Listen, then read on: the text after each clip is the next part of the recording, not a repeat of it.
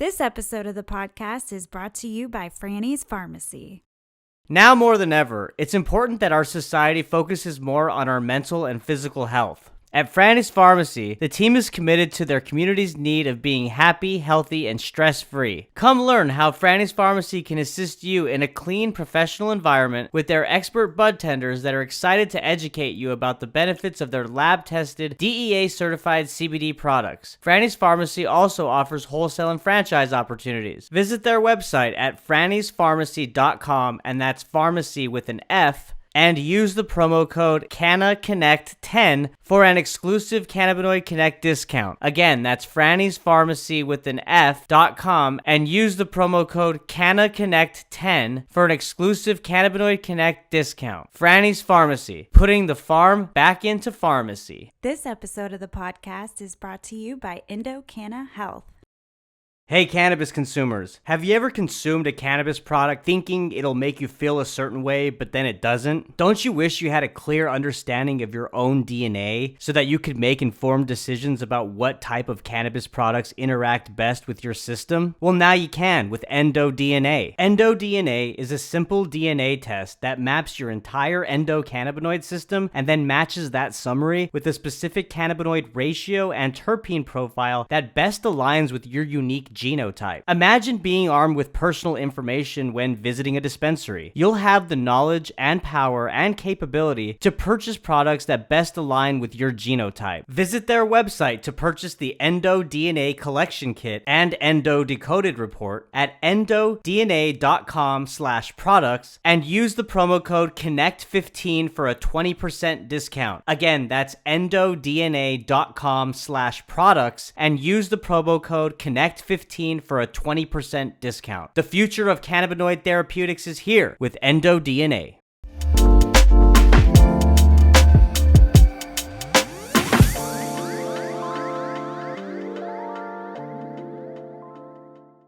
Tom, welcome to the podcast. How are you? I'm doing well, Kevin. Thanks for having me. Yeah, absolutely. I appreciate you making time for us today. Looking forward to talking to you about the cannabis packaging side of the house. We talk a lot about cultivation, the science, even the culture. And we've had a few episodes on packaging, but not so much. And I know that you're serving as the CEO of N2 Packaging Systems. But before we get into your specific role and the company, Tom, let's first talk about your background. From what I've read, seems like you do have some extensive experience within the cannabis and CBD space. Being the CEO of Sky Wellness, and then you had another role as a CEO for another company. So why don't you walk us through your experience? Sure. Yeah. So about 3 years ago, coming up here in August, I was recruited to run a tiny little startup that was looking to find its way in the CBD industry, and had a little bit of background in both e-commerce and in consumer packaged goods, in retail consumer branding and consumer tech branding and marketing and business development. And then of course in fashion, apparel, and beauty, e-commerce. And so started running Sky Wellness, and it is now one of the fastest growing and largest CBD house of brands or CBG companies in the country, with 5 brands, 100 plus SKUs, distributed in about 10,000 retail stores across the United States by the end of this quarter. So that was really where I got started in the sort of cannabis adjacent marketplace. And it happened to be that we had common shareholders to Sky Wellness that were also involved in N2 Packaging, who recognized a skill set that myself and a couple of members of my team had on the Sky Wellness side for sort of turning things around and or sort of taking the vision of founders and really helping build real operating businesses around those and or expanding the growth in those. And so N2 presented itself as an opportunity. It'll be a year ago next month So I have a couple of anniversaries coming up, a 1-year anniversary with N2 and a 3-year anniversary with Sky Wellness that brought me to this company. And I will tell you, it has been a baptism by fire. There's a lot to know about packaging in the cannabis industry that I couldn't even have begun to guess about. But I'm grateful for a team that is patient, for a founder of N2 that is also patient and willing to repeat himself multiple times until I get it. But the company is now growing very fast. Again, after coming through a difficult time during COVID, like many companies, I had the opposite problem. Sky Wellness grew very significantly during COVID and the shutdown. And N2 had some stumbles along the way, but I'm happy to see that we've been able to course correct and go from there. As far as background goes, gosh, I've been in sales, marketing, business development, corporate development, mergers and acquisitions for 26 plus years. I was the first chief marketing officer at GoDaddy that launched GoDaddy back in the days of the internet bonanza, back when everybody was way overvaluing companies, and we've all lived to see a couple of those. I'm glad that the one that I was with and helped bring to market is still around and still a very powerful force. Right before I joined Sky Wellness, I was the CEO of a company called Yandy.com, historically known as a lingerie and sexy adult Halloween costume company, a very large e-commerce business that I was recruited to by the private equity firm that had acquired it from its founder several years earlier. Did a lot of things to help build that company up and position it ultimately for a sale, and Playboy Enterprises bought it about a year after I left. Wow. Yeah. I mean, you have vast experience, obviously. And to your point, I mean, you have some things to celebrate coming up with the anniversaries of the two current businesses that you're CEO in. And one question, I guess, is a good starting point for this conversation is what you said about how, being the CEO of N2 Packaging Systems and what you've learned, how it was just kind of this world of cannabis packaging that you really weren't aware of before. And so why don't you tell us a little bit about like that world and what you're seeing in terms of challenges, opportunities, I mean, everything. Yeah, so it's a great question, Kevin. I think the biggest lesson for me was, because I had come out of fashion, beauty, and sort of health and wellness retail and brand, there's quite a bit of attention paid to packaging. In many cases, brands recognize and revere packaging as a real peg to their strategy, their brand strategy, as well as their go-to-market strategy, and their, of course, differentiation.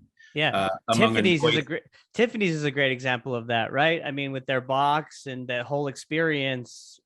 Even Apple, I guess, is another example. All of those, right? And so to me, it was rather surprising to learn just how commodity oriented the packaging discussion typically is. Even with large, sophisticated MSOs or ones that you would think the smaller, more sort of unique and well-positioned craft brand houses in the cannabis space, packaging has been sort of just looked at as a necessary evil. I have to have a container to put my bud in. I have to have a container to put my pre-roll in. So how can I get it as inexpensive as possible, just so I can get to market and make fat margins, which all of us want to do, of course. And so for me, I guess the biggest lesson was seeing what opportunity N2 what role we might be able to play. Quite humbly, right? What was our sort of servant leader role that we could play as a company that just says, hey guys, packaging as a strategy is a very real thing. There are thousands of CPG companies around the world who have been putting consumer packaged goods products from seed to shelf and everything in between into your medicine cabinets, into your pantries, into makeup chests, onto men's cologne counters, and all of the rest of it for hundreds of years. So the cannabis industry has a unique opportunity to adopt some of what has worked really, really well in the broader CPG business sector and market space, and actually leverage it to its advantage. And I think what we're starting to see now is that message is starting to land.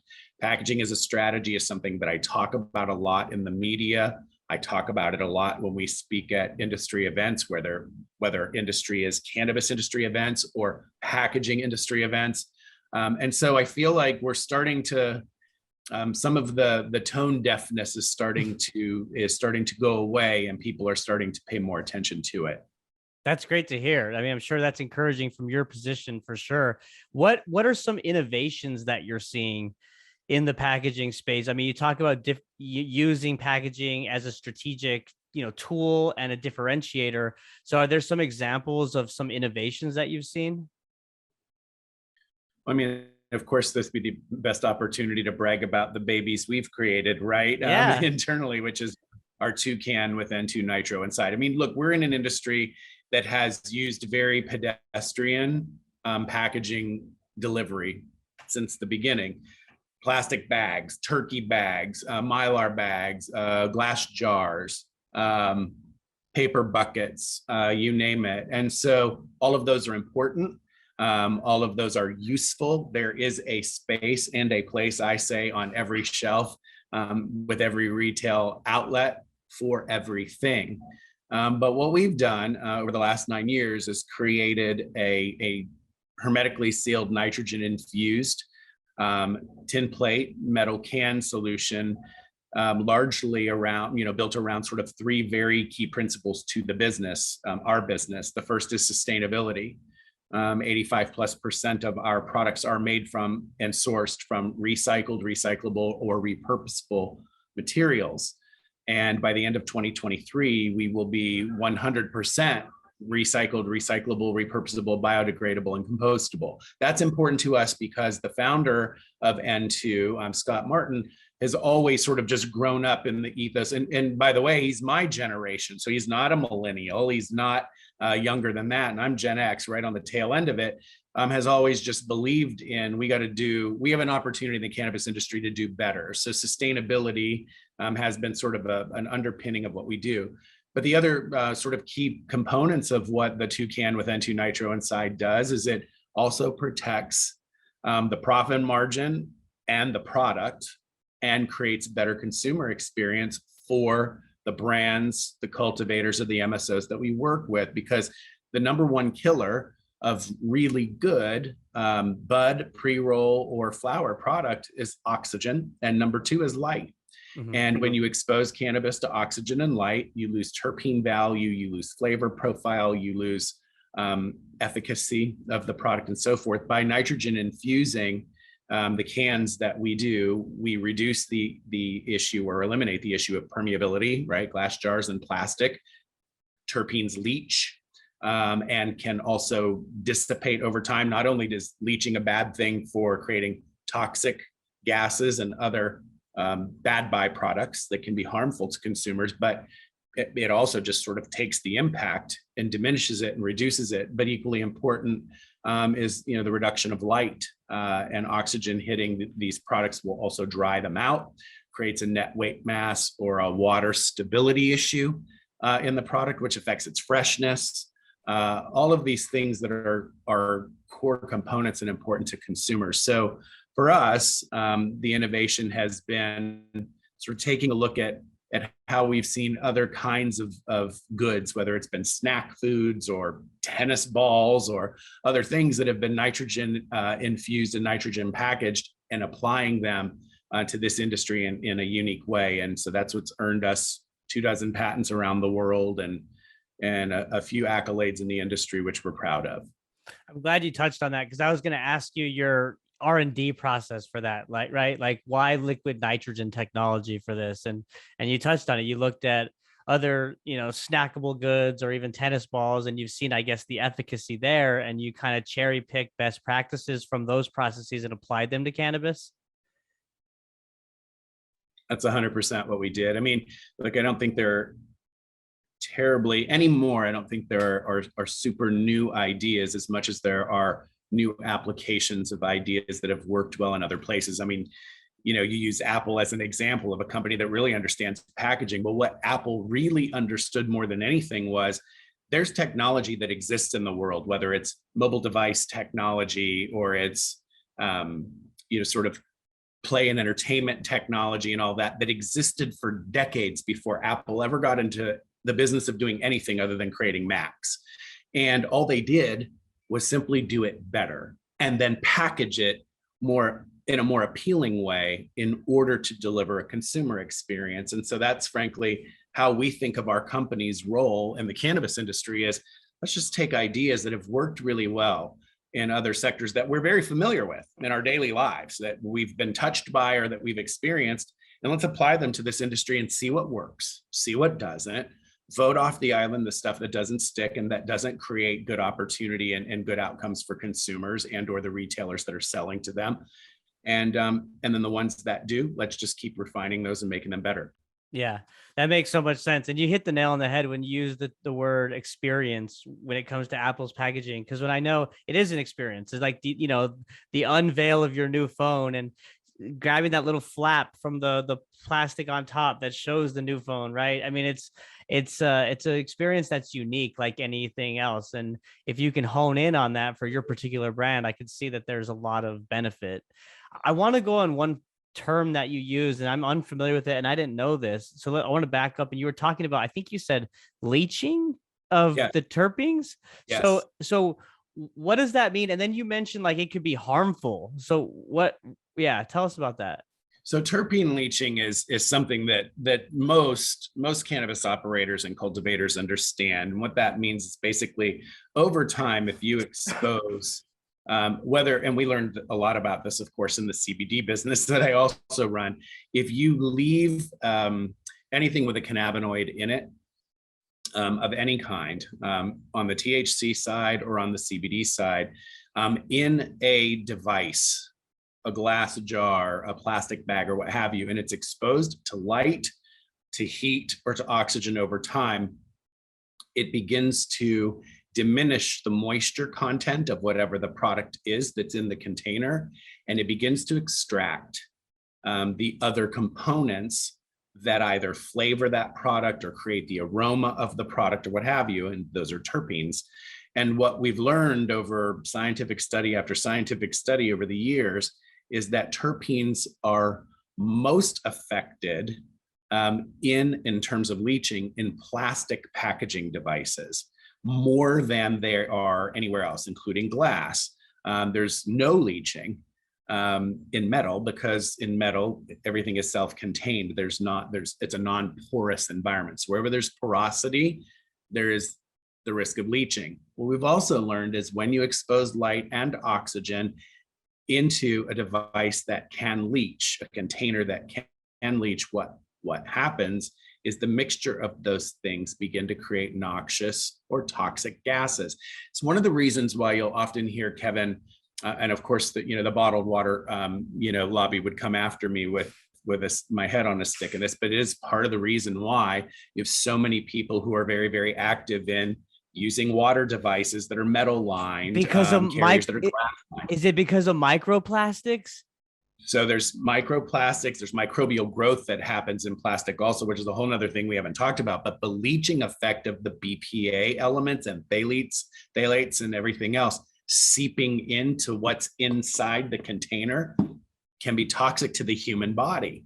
And it's the dirtiest little secret. Right, exactly. That's why I use my lark. For those that are just listening, we're raising up our metal bottles, our water bottles, because we don't mess around with the plastic. Yeah, sorry, go ahead. Mine with the UV light on it that actually zaps anything bad that's in there. But wow. The truth of the matter is that has been proven over decades of study to create harm. And so what we're trying to do, I mean, we have an initiative in the company that's zero is great by 2028. And what we want to do with that is we want to be one of the leaders in the sustainable packaging side of the cannabis industry that helps everyone who delivers packaging to the industry move away from plastic and look for more biodegradable, compostable composites that are healthier for the end consumer from a consumption perspective. And that's the goal. I love that you guys are doing that. And it's so funny that we're talking about this. I mean, obviously it's not because we're talking about packaging today, but I recently had a conversation about microplastics with friends because I had listened to a podcast and it is insane. I mean, everything's packaged in plastic, first off, right? I mean, if you think about it, and to your point, all the variables, sunlight, room temperature, like, and then that getting mixed into whatever's, in that particular container can be affected. And I think the stat, I heard it on, I think Joe Rogan, they were talking about it every 3 months or something like that. It's equivalent to a credit card is what we consume, like the average human being. It's not months, people. This is like every 3 months. It's equivalent to a credit card. That's crazy. And they've said that the cause or the causality, what we're seeing over time is that we're becoming less fertile. Our like males, like their reproductive organs are getting smaller. Semen count is diminishing. Penis size is getting smaller. I mean, it's crazy stuff. Well, I mean, Kevin, on top of that, what you're seeing is I don't remember the stat off the top of my head, but recently published more and more liver and kidney conditions developing in young men and women than ever at any time in history. And the vast majority of those conditions in terms of health and wellness development are attached to the consumption of plasticizers. And when you think about it, your liver and your kidneys are what filter the bad things out of your body. So I always think of it like a swimming pool.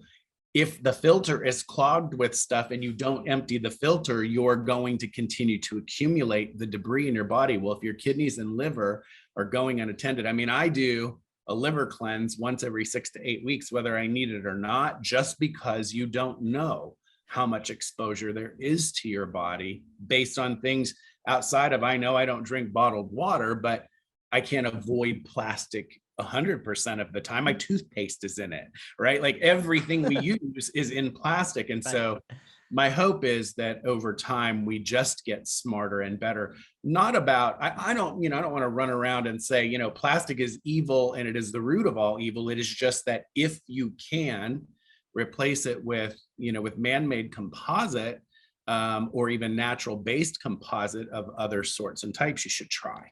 Yeah, I'm a big proponent of cherry picking best practices that others are doing. And you talked about cleansing your kidney every how many weeks? Literally every 6 to 8 weeks, I'll do a liver and kidney cleanse. It's just sort of part of my routine for my own health. And how do you do that? Is this like a detox or what? Are you? Yeah, so I'll just use detoxes, or else I'll do really simple sort of old world stuff like turmeric, lemon, and hot water, and drink it, 3 cups of it a day for nonstop for 10 days, and then go off of it and then back on it for 10 days. And then, you're flushing your system of not all, but most, right, of those toxins that are building up in your body. But I'd never heard the stat. Every 3 months, it's the size of a credit card. Gosh, that gives me just the jeebs. That's terrible. Yeah, it's crazy. But hey, I thank you for sharing that, because that's something I'm definitely going to add into my routine for sure. I mean, I'm trying more and more to live a healthy lifestyle. It's almost like you every turn you look at, it's a trap. If you don't literally like take your health into your own hands, and by health, I mean what you're putting in your body, nutrition, diet, exercise, you're done. I mean, if you're following what they tell you, you are done, because everything that is commercially advertised for the most part is very, very unhealthy and bad for you. 100%. It's crazy. Yeah. I agree. I want to talk to you about patenting. So you mentioned that your liquid nitrogen technology for your packaging is patented, I think. And then, so tell us about the importance of patenting and IP protection when it comes to cannabis packaging.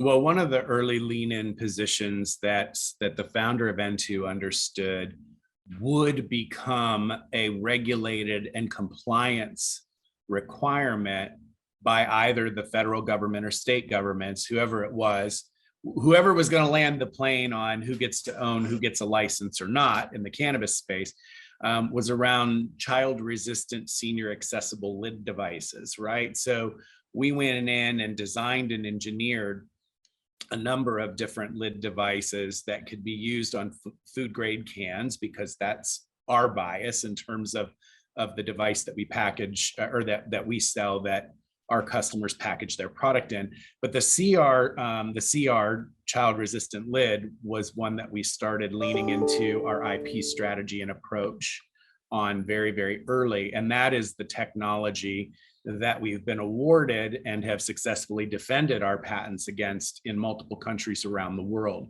Now, what we've done over time is we've refined the lid technology also to have more post-open sealing components to make sure that the seal is crisper and tighter. Again, extracting that oxygen, preserving the nitrogen residual that's in the can to preserve the net weight mass and the product's native moisture, its terpene profiles and its value. And then also what we learned over time is as the elderly community and seniors really started to lean into the cannabis industry for treating glaucoma, pain, anxiety, a variety of things, we had to also make those lids tough for kids to get into, but really, really easy for arthritic hands to be able to address. And so we've since been awarded patent extensions for additional innovation around that CR sort of senior-friendly lid apparatus as well. Very nice. Yeah, and one thing that I was thinking about as you were talking is that I would imagine y'all are in a tough position in the cannabis industry, and I say that because of the scrutiny that packaging and labeling gets when it comes to marketing to kids, right? And that's really always what the prohibitionists go at, right? They go after, well, look, these kids got into these gummies or these edibles, and because it was marketed like candy, or it was just easily accessible. So what are some of the things that N2 packaging is doing to combat some of that controversy? And I mean, whether it's education or what have you. Yeah, I mean, I think, you raise a good point, and right, this is where, each of us in the ecosystem in the relay race, for lack of a better, has to take his or her baton and run the best leg of the race that they can. For us, sort of the 4 key value propositions attached to what we do are around the acronym SPPS. So security, right? Making sure that child resistant, senior friendly, compliant lid apparatus and pull tab are table stakes for the cans that we sell or the devices that we sell. The first P is preservation, right? We want to make sure that we can preserve product freshness, and in a 2-can with N2 nitro inside, shelf life can be extended for as long as 2 years. Now, nobody's waiting that long to consume their bud or their flower, right. But if they had to, if they were stuck in a situation where they weren't consuming it in a week or 2 or 3 or a month, they would have that preservation capability. The other P is profitability, right? When we take waste out of the mix for the MSO, the cultivator, or the brand house, we're actually reducing their overall cost of packaging because the product is securing that packaging better. It is preserving the product inside the packaging better. They have less waste, less net weight loss or net mass loss, and so forth. And then the last S is sustainability. We're doing it, right, using materials that are friendlier to the environment. And ultimately, when you see that 72% of consumers say they will buy from brands that they feel are leaning into a sustainable, eco-friendly position, we're helping across the board. But once those cans, those pull tabs and those lids leave us, it's up to the brand to label them properly, to make sure that there are no violations of regulatory or compliance rules related to access and so forth. So those are all really important things that in our mind, we're like, look, if we're the first leg of the relay, let us do the best we can do. And we hand the baton off to you. You get to do what's next. That makes sense. I mean, it's a hand. That's a perfect way to put it. It's a handoff, right? It's like we did our job. We made the product. Now it's your job to ensure that you're compliant, you got the right labeling, and that you're not marketing the product, that could be misconstrued as like a candy or something like that. I mean, That's one thing. Like, are they putting a stop to that at all, where brands are mimicking like actual Skittles and Starburst and things like that? We're seeing a lot more sort of penalization with brands that are trying to sort of mock or sort of knock off popular brands. I mean, we saw this on the CBD side a lot also, where we would see some of our competitors or our contemporaries in the market doing the lookalike game. And what we were finding is their product recall rate was, 82%, right? Because of the Whoa. deception, right? That's Yeah. attached to that. And our belief is, look, you just come out loud, you be honest about who you are, what you're doing, what you're selling, who you're selling it to, and then you do everything that you can within the rule set that and that exists to do the right thing. And it's the old Maya Angelou thing. We did the best we had with what we knew. And when we knew better, we did better. And part of the industry, I think, is starting to understand that learning to do better is actually the best blessing of being in this industry. When you have the opportunity to switch gears, it's incumbent upon you to do it. That's the responsible thing to do. And so that's sort of the torch we carry inside of N2 is, hey, we discovered X was happening with plastic cans.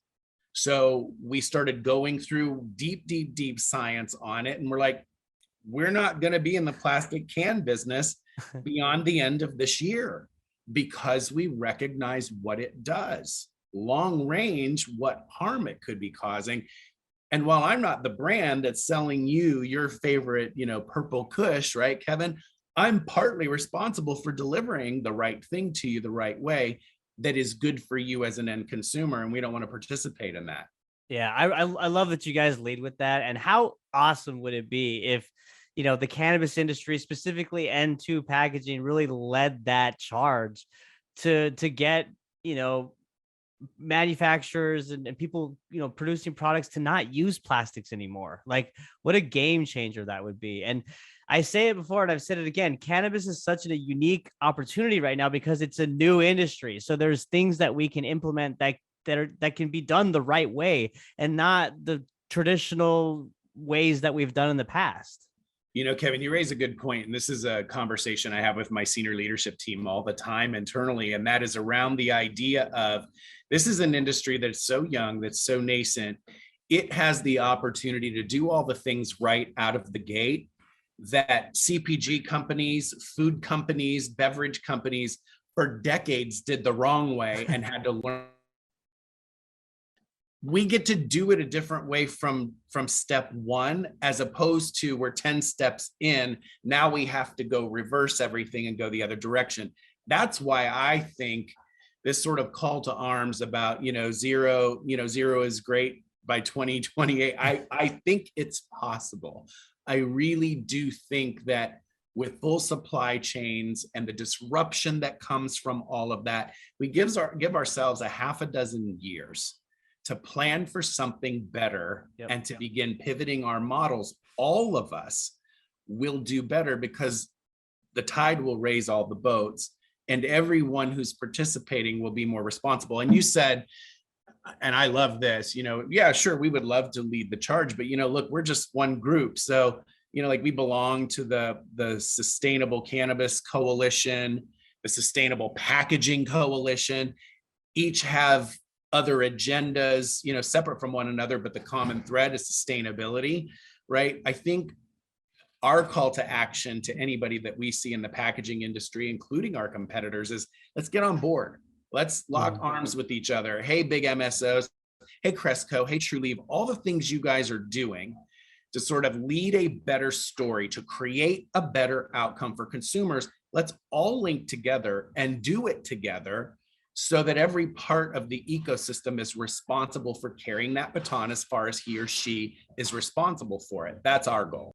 Yeah, in my view, and I'm just going to be an optimist here, cannabis is going to be the ultimate depiction of human cooperation, I think, because humans they have to in this space, right? They have to figure it out with all of the hurdles and challenges that the federal government has presented with prohibition being in place for the last 100 years, banking laws, you can't even write off your taxes for employees. And I mean, it's ridiculous, but these humans and these operators in this industry have figured a way to do it. They've been resilient. They've fought through it. And just like they have before, I think, to your point, they're going to band together and do it the right way and show other industries, hey, this is the way you should be doing it. And eventually they're all going to be doing it that way.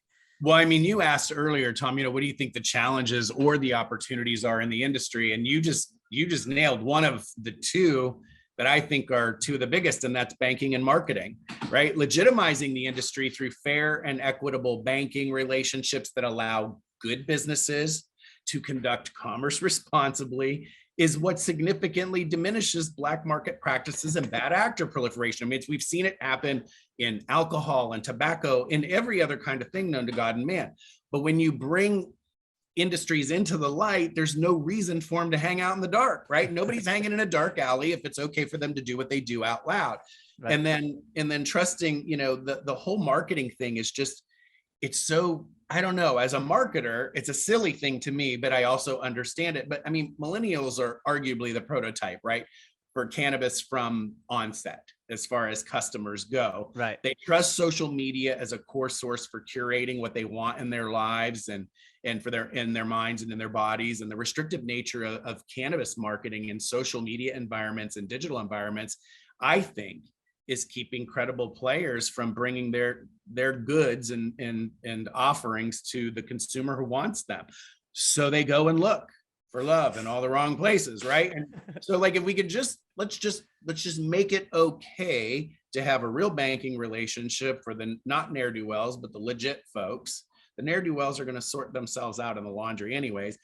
Bad marketers are going to sort themselves out in the laundry too. So let it be an all skate, and let's see who's better at skating than others. And that's where I think the professionalization of the industry, by having CPG leadership and retail leadership coming out of these, big white collar sort of corporate environments, we want to be careful never to lose the sort of, to your point, the gritty, gutted out kind of entrepreneurial base that most cannabis operators operate with. But we do want to professionalize and institutionalize the industry in a way that leans into that credibility that it needs in order to keep the bad people out and help the good people do more good. Totally. Yeah. No, you said that beautifully, Tom. I couldn't agree more. And, it brings me to my next kind of topic as we're wrapping up here. And that is, the future of where you see, I guess, not only, I mean, we could talk about cannabis broadly, but specifically about cannabis packaging, like the next generation of cannabis packaging, the future of cannabis packaging. What does that look like? And then what are some of your predictions high level for the industry as a whole? Well, I mean, it's both are good questions. I'll start obviously with your first and work forward. But I guess the next generation of cannabis packaging, to me, I hope, will look more and more biodegradable and compostable.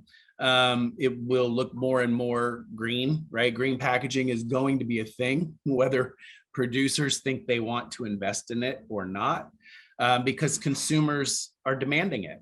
I mean, more than 74% of Americans say they want eco-friendly, sustainable brands. That's their preference, and that they'll pay for it. They may not pay as much as you might want them to, but they will pay more for it. We see this in the grocery store. Every time we go in and we look at 2% milk, whole milk, oat milk, almond milk, hemp milk, something else, right? People will always pay more, a little bit more for the thing they think is better for them. This is no different. I think packaging companies and the MSOs who buy from us have to be willing to lean into the investment. Look, what we do at N2 is not inexpensive to do. It costs a lot of money to create something better. Mm-hmm. And it costs a lot of money to do the right thing initially. And I think that's the big thing, Kevin, is having, this is an industry of pioneers. So let's keep doing that part, because pioneers will invest more. They'll take more lumps. They'll take more arrows to get it done right. And then that makes it easier for others to follow. And so all we want to do is just play whatever small role we can from a leadership perspective in that space. That's really what we'd like to do. Totally. Yeah. No, that makes sense. And you guys are well on your way in doing that. And then, what are your thoughts on just the industry more broadly? I do think that we're going to see banking regulation, um, and I also do think marketing regulation. Also, I think you're going to start to see some things open up over the next, I will call it the next 12 to 24 months. I don't think there's going to be a moment where everybody's like, look, the doors and gates are open, everybody run as fast as you can. But I do think you're going to start to see progress that allows us to operate more legitimately across the entire ecosystem of the industry, not just where the plant is grown and where the plant is sold. Well, that's an optimistic view. I hope it happens that fast, man. I mean, no one knows, obviously, right? And but I mean, midterms are coming up, and the issue of cannabis is becoming more politicized on both sides. So it's really a matter of what party moves with it first, right? I mean, I agree. yep.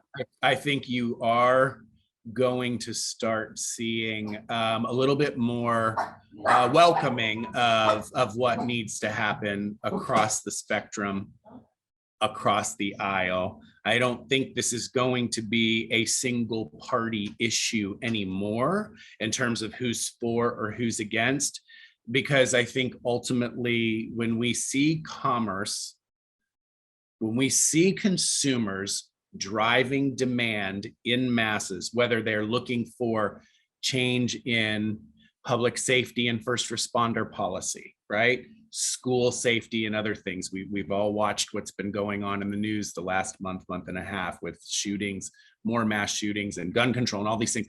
When you start to see consumers driving the bus driver has to learn where he or she might need to reorient themselves in terms of seats. Right.